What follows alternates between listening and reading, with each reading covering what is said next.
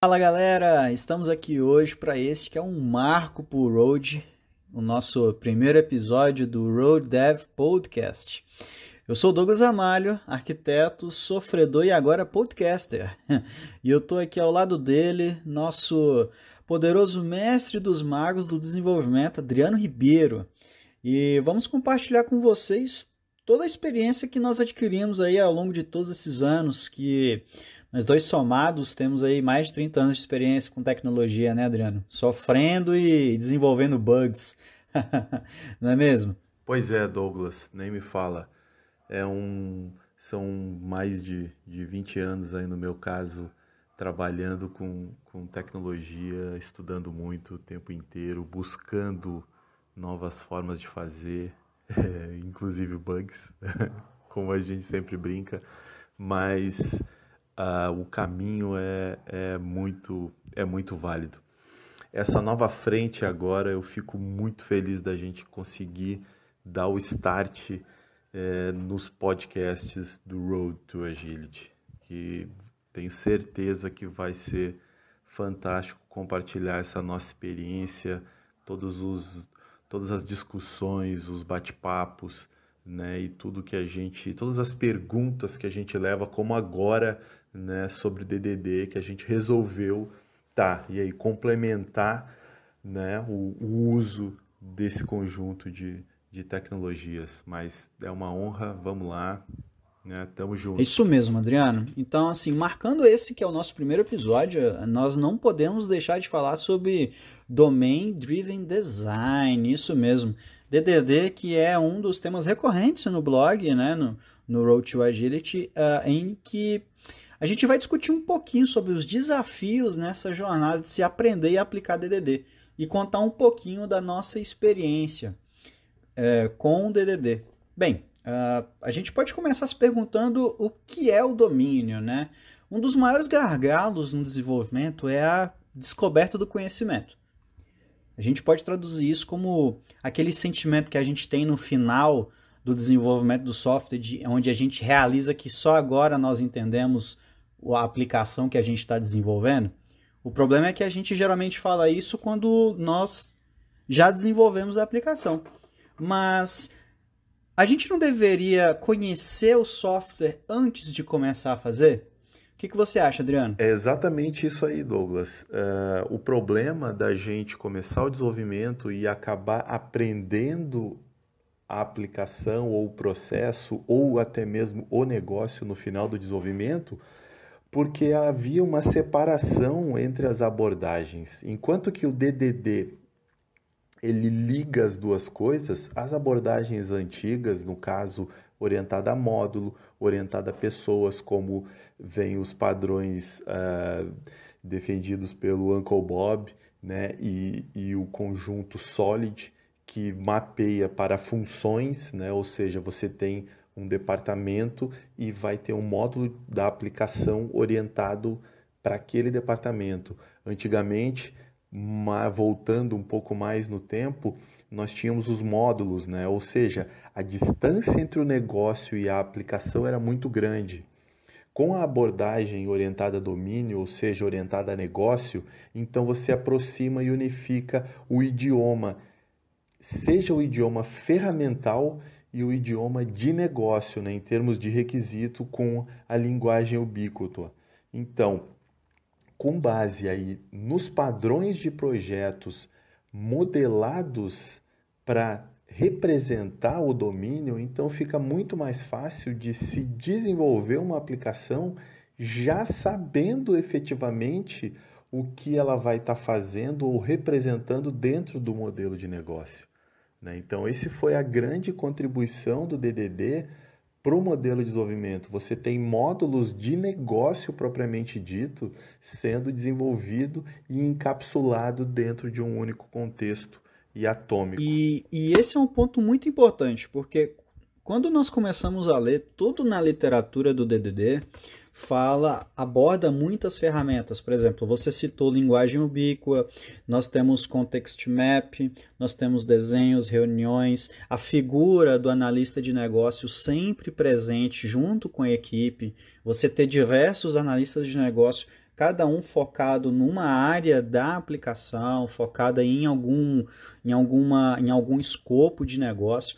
Então, assim, a gente pode determinar que o DDD, na verdade, ele te dá ferramentas de desenvolvimento de software para ser construir a modelagem de negócio que a gente faz em grupo, em conjunto. Então, assim, ele bate muito e geralmente são as ferramentas que a gente vê o pessoal menos comentar. Você vê o pessoal falar muito pouco de context map no uso do dia a dia, você vê as pessoas falar pouco na linguagem ubíqua e quando geralmente falam só para nomenclatura de classes. Gente, linguagem ubíqua, nós estamos falando sobre negócio. Isso porventura vai se tornar uma classe depois, uma referência que a gente vai construir, mas a linguagem é justamente nós falarmos o mesmo, dentro de um conceito, de um contexto, falarmos a mesma língua com o analista de negócio, né? E então a gente pode determinar que DDD basicamente é isso, é uma modelagem de negócio em que você tem uma série de ferramentas que vão te ajudar a construir em linguagem de software o que a gente conversa com os analistas de negócio, né? E dentro disso a gente entra na questão da complexidade do DDD, que é o que muitas pessoas abordam. Por exemplo, de vez em quando a gente escuta que DDD é apenas para projetos grandes, porque é muito complexo. Então, afinal, qual é a complexidade do DDD? Quando é que a gente poderia usar? Em algum momento do desenvolvimento de software, seja metodologia, seja uma tecnologia, tudo, de certa maneira, sempre foi colocado de lado. Isso não atende determinado cenário, isso não agrega. Então, uma coisa importante da gente considerar é que o grau de complexidade tem que ser avaliado com base no que ele está agregando para a solução que você está desenvolvendo. Então, assim, é a mesma coisa. Antigamente, quando se desenvolviam aplicações PHP, ASP e o modelo MVC não era utilizado e ele estava começando a se disseminar e foi aplicado, por exemplo, na plataforma JB com os padrões de projeto, né, com aplicações extremamente grandes, elegantes e tal, mas muito complexas. Então a gente olha para aquilo tudo e olha para a simplicidade de uma aplicação multicamada simples, com uma interface web, uma camada de serviço e um banco. Mas por que eu vou agregar tanta complexidade do modelo MVC? Mas aí se a gente considerar que eu não vou precisar inventar uma área no meu método de processamento da requisição para fazer as validações, porque eu vou poder criar um pipeline e fazer a validação de maneira isolada e, eventualmente, poder reutilizar isso. Eu vou ter as camadas com uma interface bem definida e um conjunto de lógica específico para cada pedacinho para ser implementado. Então, a complexidade acaba se justificando, né? Então, uma coisa muito importante que a gente tem que avaliar não é em termos de complexidade da aplicação, mas sim em termos de complexidade da análise para o desenvolvimento da aplicação, porque em muitos casos a gente faz uma análise muito superficial e diversas coisas que vão ser necessárias, que precisam ser implementadas ou pensadas, não são, e elas acabam sendo pensadas e implementadas posterior diretamente, e com isso, quando a gente vê um desenho arquitetural ou vê um conjunto de componentes que já explicitam aquelas características para a gente acha complexo, mas na verdade o complexo é a mudança de paradigma, por exemplo, é passar a utilizar um modelo Solid, é passar a utilizar o modelo DDD, né? Então, isso é que a gente, na minha visão, é a forma com que a gente deve considerar na hora de buscar uma nova arquitetura, uma nova tecnologia, né? Ou um novo modelo de desenvolvimento. E principalmente porque, por exemplo, nós conseguimos fazer um paralelo muito claro entre todas essas abordagens de DDD com, por exemplo, o desenvolvimento ágil, né? A gente está o tempo todo incentivando a construção do conhecimento, de todas as formas, principalmente na interação entre as pessoas que fazem parte da equipe e as pessoas que estão interessadas no software. Então, assim, todas as ferramentas que o DDD te oferece é justamente para você criar esse relacionamento e criar essa identidade da equipe. Então, assim, nós temos várias entidades, nós temos a nomenclatura do DDD é bem extensa. Você tem Bounded Context, Core Domain, linguagem ubíqua, objetos de valor, né, entidades. Você tem vários elementos e todos eles meio que forçam a equipe a pensar. Pensar um pouquinho sobre qual é a necessidade daquilo, qual é o propósito, principalmente, daquilo. E encaixar dentro das caixinhas o que é necessário, né? Então, assim, dentro desse grande conjunto de valores que o DDD traz para a gente, eu acho que a gente pode fazer um exercício, por exemplo, de focar no que é domain, o que é core, o que é principal, certo? Quais são os elementos as características de uma modelagem feita com DDD que tem mais valor, né? Por exemplo, repositórios, serviços, entidades, objetos de valor. Nós encontramos na literatura todos esses elementos, mas o que é mais importante, por exemplo? O que faz mais sentido? Então, com DDD, eu tive o primeiro contato com ela em 2005, mais ou menos, 2005, 2006, só que na época eu não tive condições ou não tinha bagagem para entender a visão que estava sendo apresentada, né? Então eu já estava trabalhando com repositório, com camada de serviços, né? Com VOs, né? Então já vinham com alguns, o uso desses padrões já eram de certa forma confortáveis no uso, mas arquitetar isso ainda faltava uma liga, faltava alguma coisa que possibilitasse o desenho de uma agregação, que eu soubesse, isso aqui é uma agregação, isso aqui é o que eu coloco numa agregação. Então, mesmo eu sabendo usar os padrões, eu ainda tinha dificuldade de entender a liga entre todos eles, né? Então, uma coisa muito importante para mim no uso do DDD, algo que facilitou que eu passasse a adotar isso e a ver que esse era o caminho a ser seguido no desenvolvimento de software ou no desenho, foi começar a orientar por fluxos, né? Conforme eu consigo mapear os módulos de negócio, as agregações que são o core, assim, porque é como você vai modificar o estado em cada operação realizada dentro do processo. Então, assim, no momento que você define as etapas do processo, você consegue facilmente identificar quais são as entidades envolvidas em um determinado contexto e tudo aquilo que é obrigatório para aquela transição de estado. E aí a gente não tem aquela dificuldade de o que eu tenho que testar nessa operação? Porque se eu tenho camadas muito abertas, por exemplo, inserir usuário. Tá, eu vou inserir o usuário da aplicação, mas eu tenho que conceder acesso? Normalmente, numa aplicação multicamada simples ou numa aplicação que não considera, mesmo que ela use padrões DDD, mas ela não vincula isso com o negócio, um usuário pode ser cadastrado e ele não vai ter acesso nenhum ou vai ter acesso que não vão ser representativos para a função que ele exerce no negócio. Naquele dado momento, ele vai receber um conjunto de acesso padrão. Então, assim, é muito importante, na hora da modelagem, fazer exatamente esse link, assim.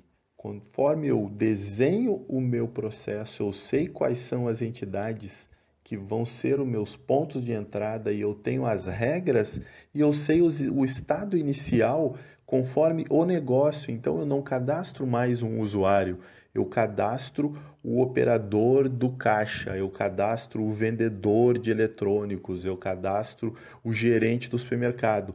Então, cada um desses, ele vai ter o estado inicial apropriado para ele executar a atividade a qual ele tem a responsabilidade dentro daquele contexto de domínio do negócio. E tem uma coisa que eu acho que complica também pra gente, é porque meio que nós somos muito viciados, né? A gente, nós temos questões, por exemplo, repositórios. A gente usa o repositório há muitos anos com uma função específica e a gente tenta associar essa função imediatamente ao repositório que a gente lê, por exemplo, lá nos building blocks do DDD. A gente tenta associar, por exemplo, uma camada de business definition, né? Tipo, que a Microsoft, por exemplo, colocava muito naquele padrãozinho 3 camadas, né, do MVC, nos tutoriais que ela mostrava, por exemplo, ela sempre falava, você tem a sua camada de repositório, você tem a camada de negócio, você tem a camada de apresentação, e aí a gente pega todos esses conceitos que a gente já vem carregado e tenta encaixar isso dentro do DDD e a gente não consegue. E aí vem uma frustração muito grande, entendeu? Porque a gente tenta encaixar algo que nós já estamos acostumados com, com a experiência do DDD e a gente tenta encaixar o repositório que a gente está acostumado a usar com o repositório no DDD que tem funções um pouco diferentes. A gente tenta encaixar aquela classezinha de domínio que nós já utilizamos hoje dentro de uma agregação e a gente, dentro de uma agregação não, muitas vezes a gente encaixa dentro da entidade e a gente não consegue nem discernir mesmo qual que é a diferença entre, por exemplo, uma agregação e uma entidade.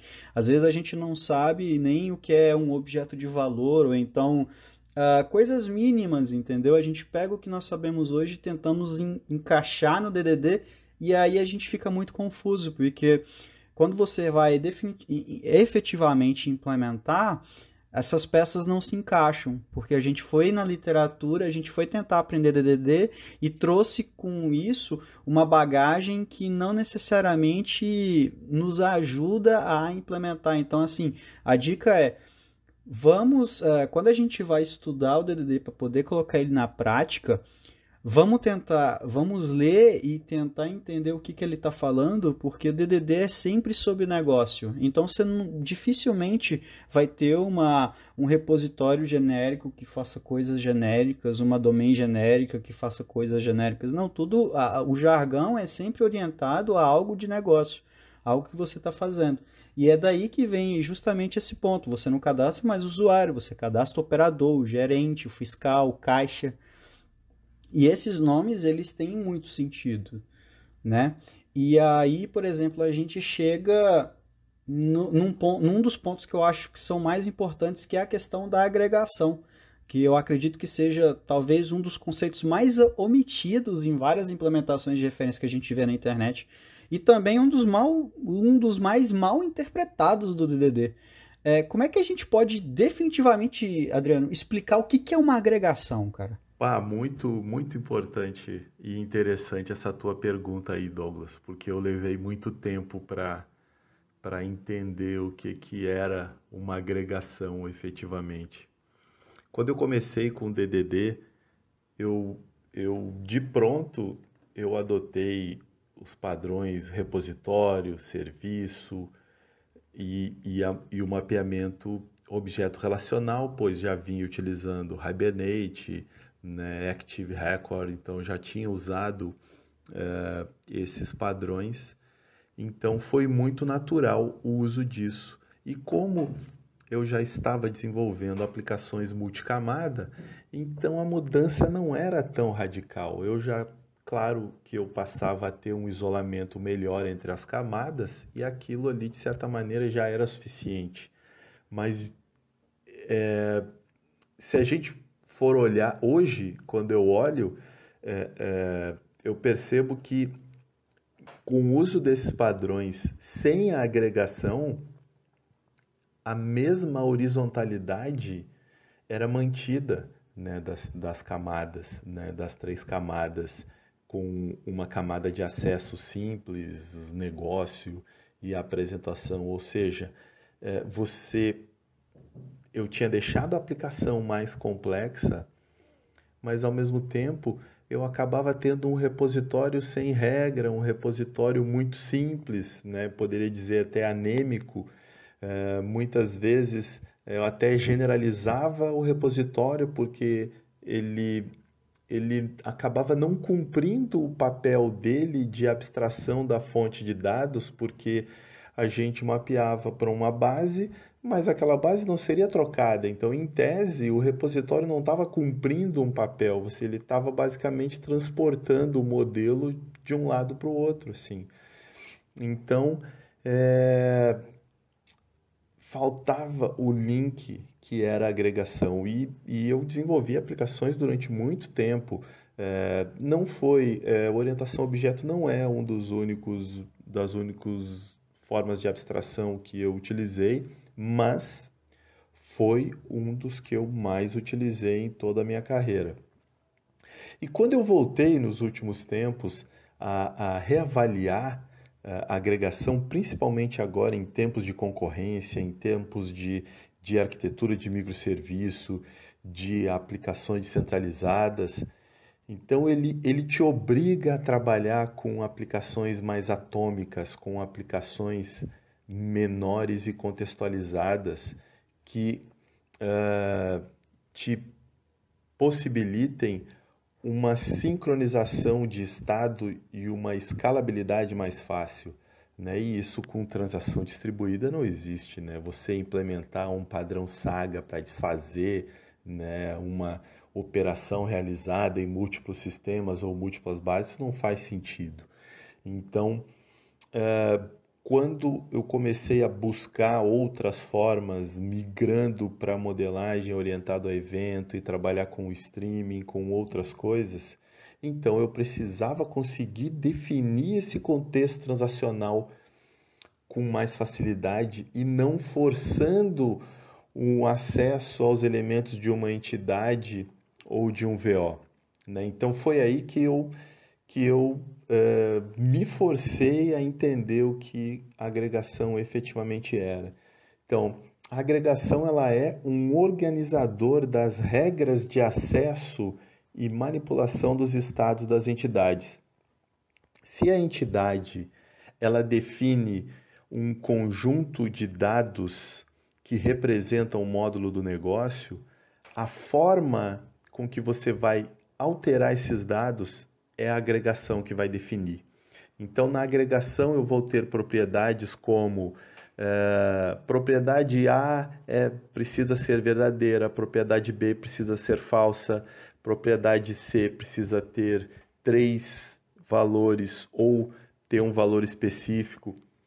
E nesse ponto, aí a gente vai indo para as referências de DDD, inclusive se você for ampliar o uso e usar o BDD, o Behavior Driven Design, para te ajudar na modelagem do negócio de uma maneira mais objetiva em relação ao DDD, isso aí vai facilitar muito mais o teu desenvolvimento, porque cada linha praticamente modelada no comportamento vai virar uma operação ou uma verificação na sua agregação. E aí, com a agregação entrando nesse universo, o interessante é que aí o repositório ganha uma outra importância, porque o repositório ele vai te prover o acesso específico para você persistir essa agregação no modelo conforme o formato que o dado tiver persistido, né? Você cria essa desvinculação do seu modelo de negócio, né, que você atrelou aos processos e ao comportamento efetivo, né? E na outra ponta que você tem o armazenamento dessas entidades, que aí pode ser uma base relacional, um event store, enfim, aí você tem liberdade e a sua camada de repositório ela acaba ficando mais útil dentro da sua solução. Um outro padrão que complementa e ganha relevância também com o uso da agregação é o factoring, que o factoring é que vai ser o padrão responsável por criar para ti essa nova entidade com os estados de forma consistente, para que você possa, então, salvar ou persistir isso através do repositório. Então, assim, a agregação ela é a liga entre esses padrões, né? Isso acaba sendo um sistema de padrões, né? Uma referência muito boa sobre sistemas de padrões é a coleção de livros do POSA, né? O Pattern Oriented Software Architecture, que é fantástico, né? Então, vale a pena dar uma olhada para você entender que padrões de projetos são usados juntos, né? Eles são usados em pequenos idiomas, pequenos núcleos, e não de forma isolada. Vou usar um factory, vou usar um repositório. Não, você usa um pequeno sisteminha que aí você ganha eficiência e não pura e simplesmente agrega complexidade. Assim, a gente pode entender que a agregação ela vai basicamente definir as interações e comportamentos que o sistema tem para poder interagir com as entidades. Ou seja, o cliente externo ele em nenhum momento tem acesso direto a uma entidade. Para poder chegar lá, para poder alterar alguma coisa, ou seja, para alterar o estado da aplicação, nós precisamos da agregação que é aquela que defende as regras de negócio para se fazer alterações no estado. Por exemplo, a gente pode ter uma entidade produto, não há nenhuma parte do sistema que interage diretamente com o produto. Mas digamos que nós temos uma agregação, a gente pode chamar de Product Catalog, o catálogo de produtos. Então, para poder fazer alterações do produto, eu passo pela agregação do catálogo de produtos, que defende que você não crie produtos que não tenham imagens descritivas ou que não pode ferir a regra de negócio X, Y, Z e etc. Então, o estado da aplicação é defendido pela agregação, né? E aí a agregação ela possui entidades, ela possui objetos de valor, né? Ela possui VOs e ela pode, em alguns casos, possuir referência a outras agregações. E esse é o que resume o grande papel da agregação, certo?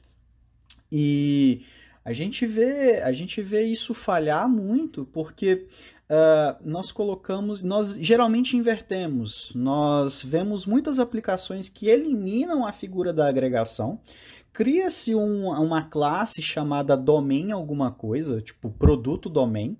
Produto domain, ela vai ter as regras de negócio lá, mas você passa como parâmetro para produto domain a entidade. Então você inverteu basicamente a ordem, você alterou a entidade e passou para a camada de domínio fazer alteração, e a camada de domínio também aplica as regras de negócio. Então você tem tudo muito separado desse jeito. E é justamente contra isso que vem a figura da agregação, né? Que a gente vê o pessoal muitas vezes eliminar por não compreender qual é o papel dela. E durante o desenvolvimento das nossas aplicações, a gente obviamente comete muitos erros, né? Tipo, muitos erros de interpretação, de onde que fica cada coisa, onde que cada peça se encaixa. E assim, o processo de aprendizagem de uma tecnologia ou uma ferramenta é repleto de acertos e erros, né? E assim, por exemplo, Adriano, quais são os principais acertos e erros que você já cometeu nos projetos em que você trabalhou com os DDD, nos domínios que você modelou com DDD? Eu acho que um dos principais erros que eu considero que eu tenha cometido foi o foco na modelagem técnica da solução. Assim, a preocupação era muito grande em desenhar uma aplicação na ordem técnica das coisas. Por exemplo, se eu vou desenvolver uma aplicação, eu vou ter usuários, então eu vou desenvolver o módulo de usuário, de gestão de usuário, de permissão, e só então depois eu entrava, propriamente dito, no modelo de processo. Muitas vezes eu desenvolvi uma aplicação inteira de gestão para que só então os fluxos começassem a ser desenvolvidos, né? E quando eu mudei e passei a adotar a visão mais orientada a DDD, assim, focando no alinhamento entre negócio e tecnologia, o primeiro grande impacto que eu tive foi na repriorização dos módulos a serem desenvolvidos, né? Então, isso impactou diretamente na capacidade de entrega, ou seja, tudo que era entregue já era usável, né? Porque quando a gente não priorizava devidamente, muitas coisas eram entregues e ficavam guardadas, porque dependia de outro módulo ou o negócio ainda não estava pronto para adotar, né, aquela determinada funcionalidade, né? Um outro grande erro era de criar camadas de software simplesmente pela burocracia de se ter aquela camada, né? Eu vou criar um repositório porque eu tenho que ter um repositório, está na arquitetura, né? Assim, então era muito xiita em termos do desenho arquitetural, só que ao mesmo tempo, como a arquitetura era muito genérica e muitos elementos não estavam bem definidos por exatamente faltar, né, algumas partes, né, como o conceito de agregação e tal, né? Então, é natural que hajam variações ou que algumas coisas, né, assim, quem vai desenvolver, até o time mesmo, olha, pô, mas isso aqui não faz sentido. Então a gente acaba escrevendo mais testes do que precisaria ser escrito, porque não tem uma barreira de consistência bem definido. Muitas vezes o usuário não sabe te dizer o que é efetivamente requerido dentro do processo, porque ele sempre pode ir e voltar com um documento, com uma determinada ação que ele vai fazer, né? Então, no entanto, se você consegue alinhar usando um vocabulário adequado, aí você vai obter a resposta adequada. Então, um outro problema era o vocabulário para conversar com o time de negócio, né? Então, assim, e acho que se eu for ficar pensando aqui, eu vou ter outras dificuldades e outros problemas que foram encontrados devido ao não uso, né, do DDD ou desse ferramental, né, que o DDD traz para a gente, né? Então, a despriorização, a priorização indevida dos módulos, o idioma diferente na hora de conversar com o negócio e as camadas horizontalizadas muito genéricas, eu acho que são os principais problemas, porque todos eles ou vão impactar no negócio diretamente atrasando, né, o uso da aplicação, ou vão impactar no custo de manutenção do próprio software. Eu acho que é isso aí. Eu passei exatamente por esses problemas também, que é justamente... você tem uma mania, a gente geralmente tem o pressuposto de colocar a tecnologia como o principal elemento que vai solucionar o problema do cliente. Obviamente que a tecnologia está aí para ser usada para isso mesmo. Ela vai facilitar, ela vai encurtar caminhos, ela vai permitir a gente ir do ponto A para o ponto B. Só que o grande problema é que eu dava um grau de importância muito maior para isso do que para entender como que os elementos vão interagir entre si. Como que, por exemplo, se você trabalha com histórias, com casos de uso, qualquer que seja o tipo de documento e a forma de desenvolvimento que você usa, você para pensar sobre as diversas histórias e casos de uso que você tem na sua mão, como é que elas se comunicam? Como é que elas se conectam? Você vai de um ponto X para Y como? Assim, não é só implementar um conjunto de telas que você vai clicar em alguns botões, vai criar alguma coisa e pronto, isso deu.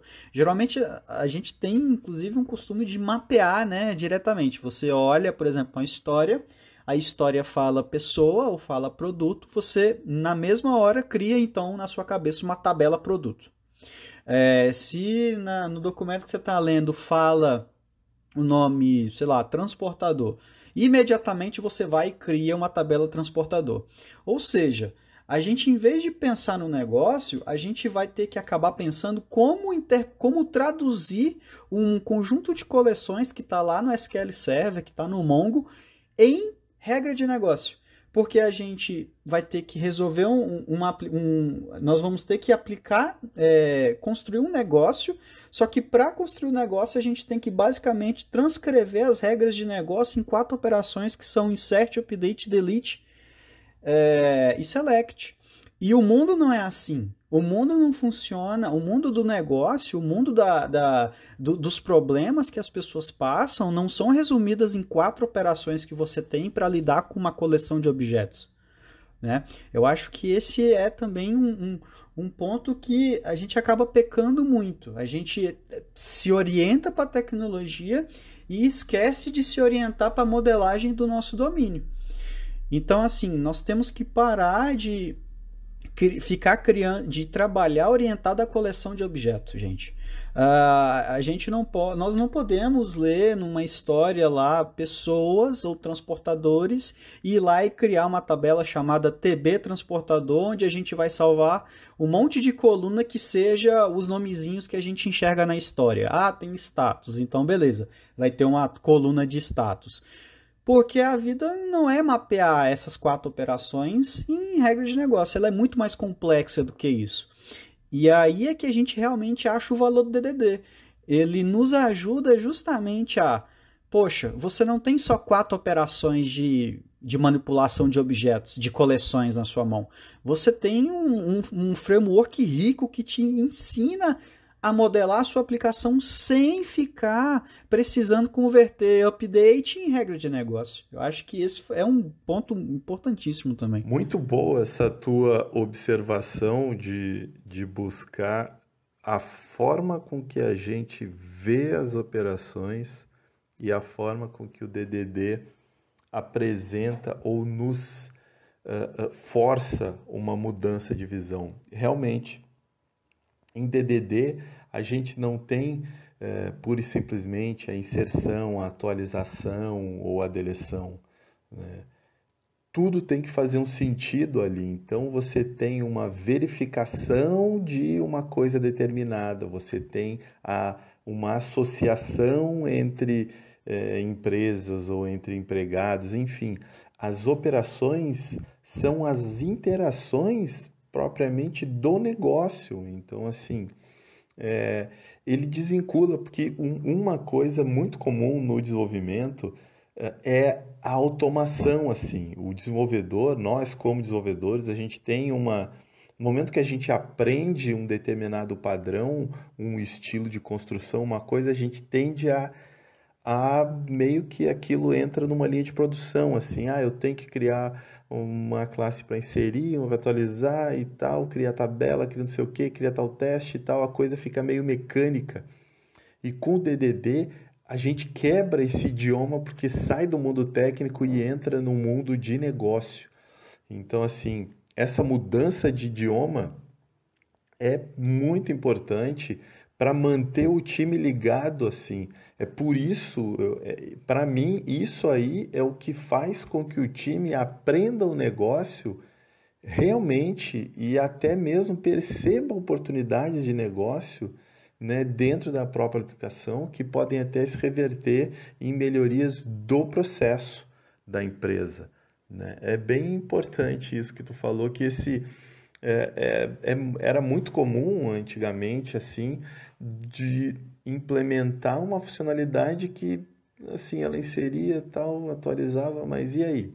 Como é que o usuário efetivamente vai fazer o uso dessa interface. Ah, não sei, porque a interface não atende. Ah, mas eu uso de tal maneira. Então, assim, isso aí é um dos desafios, assim, uma das principais mudanças que são notadas, né, nas equipes quando o modelo DDD passa a ser adotado. Sim. E isso gera isso gera algum isso e beleza, isso gera alguns problemas, né?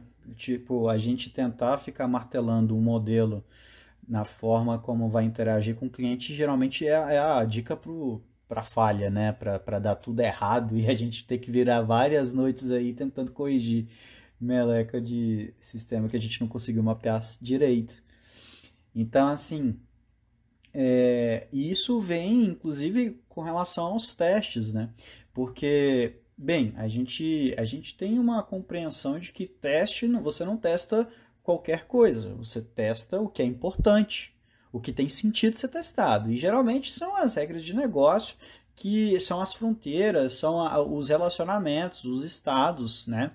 Então, isso, quando você está nessa arquitetura a convencional, que o pessoal costuma usar muito de camada, ela fica muito obscuro para a pessoa, porque ela sempre se questiona se tem que testar o repositório, porque cada um se tem que testar a entidade, se tem que testar o domínio, porque ele fica se questionando o que precisa ser testado, porque na verdade a intenção do usuário, o negócio, ele está espalhado em todas as camadas. Então isso gera um monte de dúvida, onde que eu vou testar, até chegar ao pior caso possível, que é a pessoa querer testar tudo. Ah, vou testar domínio, vou testar entidade, vou testar o repositório. Ah, por que você é obrigado a fazer isso? Porque o teu negócio está espalhado em todas essas classes. E aí, com o DDD, até o teste fica mais natural. Porque, como tudo é uma questão sobre os eventos que foram executados dentro de uma agregação, e esses eventos podem ser atualizar preço, atualizar nome, vincular, criar coeficiente, etc. Como tudo isso é representado por eventos que são emitidos pela agregação, e que porventura são transmitidos, né, por algum mecanismo de fila, de envio de mensagens, até isso fica muito mais claro que você precisa testar. Tu precisa testar o evento de adição de tabela de coeficiente, você precisa testar o evento de alteração de preço, porque isso que compõe isso é a responsividade ao que o cliente está querendo, isso é a responsividade ao que o usuário está fazendo na aplicação. Né? E isso tudo fica muito claro. E aí, emendando justamente com esse ponto, a gente sempre escuta falar de muitos outros nominhos que vêm associados com o DDD também.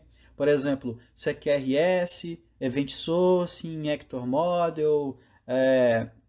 Sobre esses pontos, Adriano, assim, como que a gente deixa claro para o pessoal que está ouvindo, que está nos ouvindo, quais que são as fronteiras entre o que é modelagem de domínio e o que é ferramenta, certo? Porque isso é uma zona cinza que ainda confunde muitas pessoas. Ah, eu sou obrigado a usar CQRS com DDD, eu sou obrigado a usar Event Sourcing com DDD, eu sou obrigado a utilizar Actor Model com DDD. O que é a fronteira? Eu acredito que a gente pode começar falando a respeito da fronteira. É uma questão clara de uma coisa é modelagem de negócio e outra coisa é a materialização dessa modelagem de negócio em software, em código, né? Eu acho que a gente consegue começar por aí. O que você acha? Exatamente, Douglas. Isso aí é bem interessante, porque atualmente se fala muito em microserviços e os padrões de microserviços, né? O chassi, o repository, que individualiza o banco por serviço e por aí vai. Quando a gente pensa em termos de DDD, a gente tem os padrões que vão dar suporte para o domínio e a gente tem os padrões de infraestrutura. Então, é muito importante a gente entender que inicialização da aplicação, referenciamento, por exemplo,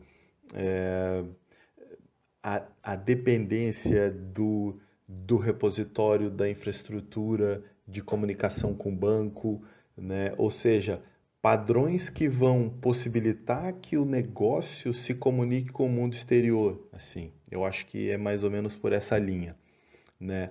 O negócio ele fica literalmente isolado, independente do padrão ou da infraestrutura que ele esteja inserido. Eu posso implementar o SecureS, né? E dentro dos comandos do SecureS eu vou carregar dados com o meu repositório, eu vou validar dados ou validar uma transição com a minha agregação e eu vou persistir isso através do meu repositório. Então, assim, o repositório, o SecureS, o Event Sourcing, o Event Sourcing, o meu repositório está interagindo com o quê? Ele está interagindo com uma base dimensional, uma base OLAP, uma base relacional, uma base orientada a documento ou uma fila, né, de eventos. Então, assim, não importa essas coisas, né? A modelagem de domínio ela fica totalmente isolada e meio que sem comunicação com o mundo exterior. Ela vai te devolver uma agregação root, né? Uma entidade que possui as entidades acessórias ali, os VOs, né? As outras com as informações que deixam aquele determinado contexto, como eu posso dizer, consistente. E o processamento disso para propagação dentro do sistema, né? A infraestrutura é que vai lidar com toda essa mecânica, né? Seja para enviar para a interface, seja para persistir numa base de dados. Então, assim, é muito interessante porque qualquer arquitetura, seja monolítica, seja distribuída, é possível de se usar DDD, né? Então, assim, esses padrões arquiteturais que certeza que serão outros podcasts falando de SecureS, de Event Sourcing, de Actor Model e por aí vai. Eles não definem se você se você pode ou não usar DDD ou se eles vão interferir no DDD. Não, eles não vão, né? Você pode se apoiar nesses padrões, nessas tecnologias, nesses estilos para potencializar a sua representação do modelo, como o Douglas falou na questão da materialização, né? Mas o domínio ele vai pura e simplesmente se apoiar nessas tecnologias e padrões ou conceitos para se comunicar com o mundo exterior, né? Eu acho que é isso aí. Exatamente. Então, assim, não, ninguém é obrigado a usar Event Sourcing, CQRS, Actor Model, etc., para poder utilizar DDD, porque acho que a gente bateu muito nessa tecla, né? DDD é sobre modelagem de negócio. Então, você não precisa de Event Sourcing para modelar negócio.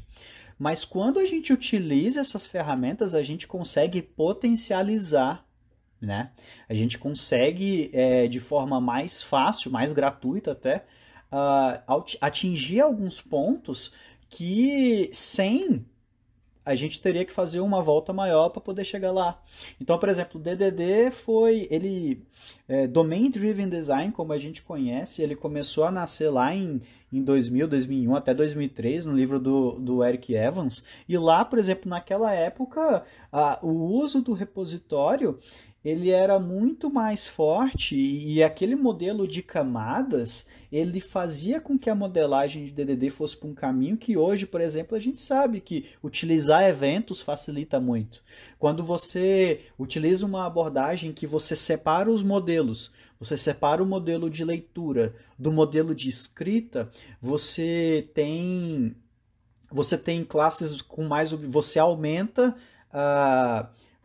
a coesão e abaixa o acoplamento. né? Você, como a gente já comentou do Solid, você consegue implementar o princípio da responsabilidade única, que geralmente é o primeiro princípio que a gente quebra em qualquer arquitetura, porque você vê 10 classes de serviço sendo injetadas em uma, por exemplo, ou quando você vê 10 repositórios sendo injetados em um cara. Obviamente que aquilo ali está muito complexo, está fazendo coisa demais.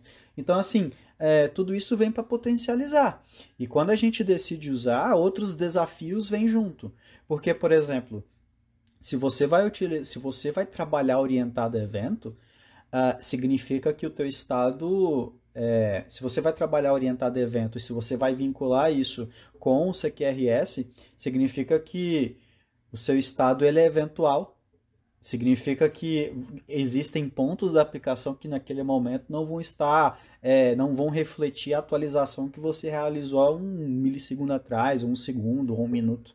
Então, quando a gente vai encaixando ferramenta, você vai, obviamente, alcançando novos rumos, você vai alçando voos maiores, mas você também vai adicionando complexidade e você também vai adicionando problema.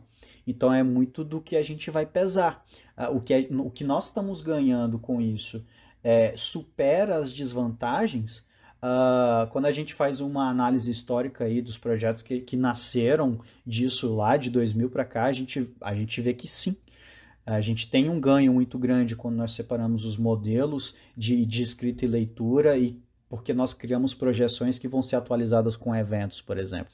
Nós criamos materializações que vão ser atualizadas com eventos.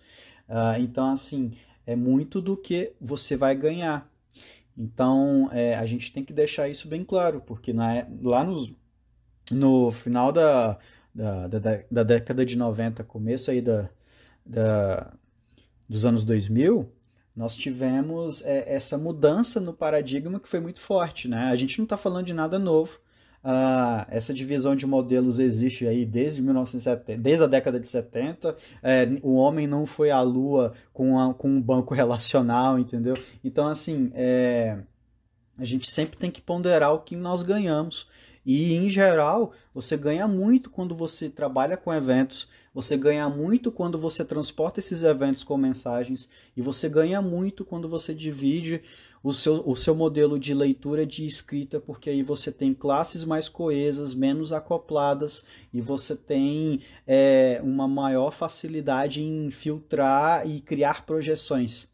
Né? Você não precisa mais ter aquele dado na terceira forma normal dividido em 3 tabelas. Não. Você tem uma projeção que está reagindo a eventos, então você vai ter tudo ali desnormalizado para você ir rápido.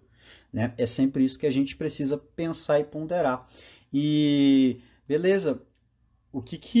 Para você, Adriano, quais que são as maiores referências que você tem quando a gente está falando sobre o assunto DDD? Só aproveitando, Douglas, em relação ao que tu falou eh, de não de haverem possibilidades maiores do que pura e simplesmente usar as formas normais para a representação dos seus dados e é muito importante a gente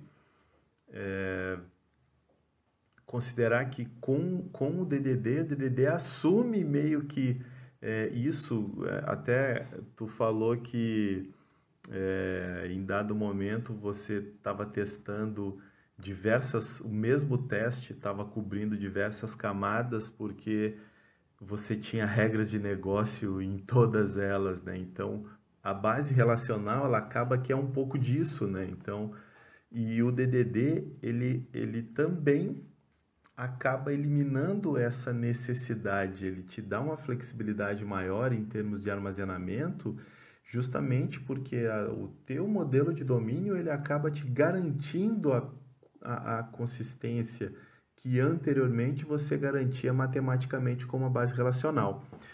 Tá? Mas voltando à tua pergunta, eu sou um cara de referências primárias, né? Assim, eu não gosto de pegar informação muito compilada, então eu tenho poucos livros e livros, digamos, dos principais, digamos, pesquisadores ou desenvolvedores daquela área, né? Então, o Eric, né, o primeiro, a Bíblia original de DDD, né, lidando com a complexidade do DDD, para mim é a Bíblia ainda hoje. Ele escreveu 2 livros até, 2 artigos que até tu me enviou, né, Douglas? E eu fui ler, mas mesmo após, bah, sei lá, 15 anos aí do DDD, ainda existem coisas crípticas, coisas complexas que ele visualizou na época que escreveu, né? Os livros do Vernon são duas, digamos, interpretações muito boas do DDD, o Implementando DDD e o DDD Distilled.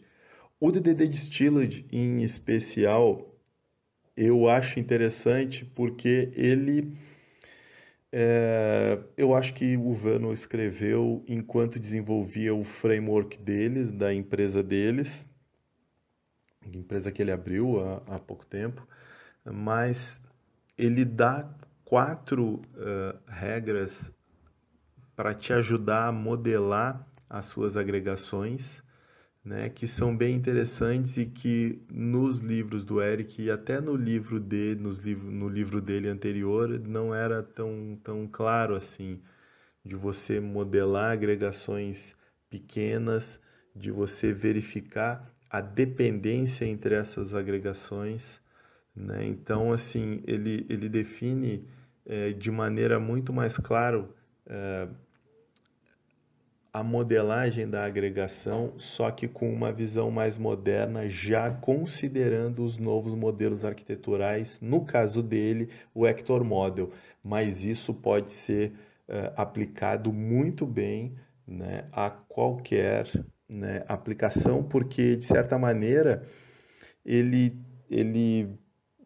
mapeia todas as entidades, coloca na mesa e monta a hierarquia delas para vir definindo efetivamente, né, quais serão as agregações root, né, dos seus domínios. Então, para mim, esses 3 livros são extremamente importantes, né, e os padrões repositório, serviço, que é o que você fica trocando por CQRS ou pela abordagem que você for usar, mas repositório, agregação, entidade e VO é um conjunto aí que te garante uma elevada produtividade, que facilitam o compartilhamento de conhecimento, e esses 2 caras com esses 3 livros aí vão te dar todo o embasamento para lidar com isso.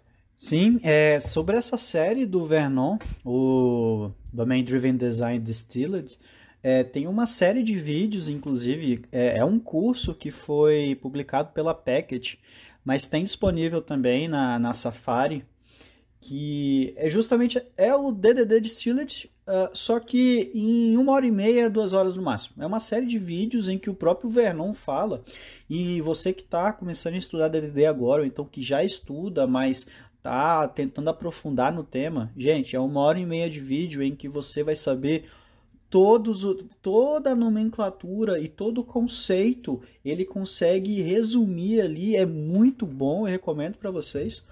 Tem 2 outros caras que eu também, 2 outros autores que a gente vê muito conteúdo bom a respeito, que é o Chris Richardson e o Greg Young. O Chris Richardson, ele é um dos autores do site microservices.io, microservices.io, em que ele tem muito material sobre microserviços, mas muito do que ele usa, ele descreve também artigos sobre DDD, e muito também o Greg Young, que é um dos caras que eu vejo a base mais sólida de event sourcing que eu vejo na internet, assim, tipo, ele sabe muito e eles falam muito bem. São mais 2 caras que eu acho que a gente pode adicionar, que eles se complementam, assim. que vocês podem buscar na internet, que vocês vão achar muito conteúdo e vocês vão achar muito conteúdo muito bom de alto nível. Então, assim, acho que, pelo menos com relação a essa abordagem introdutória ao DDD, ah, a gente acredita que nós temos muito ainda sobre o que falar. DDD é um assunto extenso que a gente podia ficar aqui a gente podia ficar meses discutindo, né, Adriano? Quanto papo de bar a gente já não teve sobre o que está certo, o que está errado, o que pode melhorar, não é mesmo? Exatamente, Douglas. É interessante, e tu complementa aí esse quarteto de ouro aí com o Greg e o Richardson, que realmente eles dois, só com o material produzido por esses caras aí já tem informação suficiente para se manter atualizado durante muito tempo. E em relação a DDD, de fato, nós estamos longe de ter esgotado o assunto, mas vamos colocar alguns links, inclusive os capítulos desses livros, assim, que a gente acha que eles são interessantes, que são, assim, digamos, capítulos-chave, assim, no uso desses padrões e desses conceitos que a gente trabalhou aqui. E eu acho que, assim, como dica, use DDD em tudo que você puder. Assim, eu acho que vale a pena, só que prepare o mindset para usar DDD, né? Assim, que o mindset próximo do negócio, focado em entrega de valor, é o que vai realmente fazer a diferença no desenvolvimento das tuas aplicações. Bem, pessoal, chega ao fim o nosso primeiríssimo episódio do Road Dev Podcast. Se vocês têm dúvidas, comentários, sugestões, reclamações e correções, vocês podem estar mandando um e-mail para podcast@roadtoagility.net, que a gente vai ler todos os e-mails com o maior prazer, viu? Acompanhem o blog roadtoagility.net para quem ainda não conhece, para mais artigos sobre desenvolvimento, tecnologia, processos, pessoas, arquitetura, agilidade. E voltamos na semana que vem, no mesmo bate-horário, no mesmo bate-local. Um abraço, pessoal. Até a próxima. Pois é, bem isso aí, Douglas. E realmente, esse é o primeiro de muitos encontros aí e muitos bate-papos que a gente vai fazer.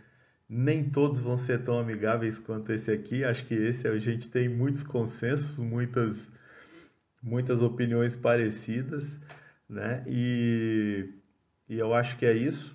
Acompanhem a gente aqui, né? Estamos começando agora com o Road Podcast, mas também no roadtoagility.net, o nosso blog, com artigos aí onde a gente acaba aprofundando um pouco mais nesses temas, né? E, por favor, estamos abertos aí a dicas, sugestões aí, pedidos, dúvidas. É só falar com a gente.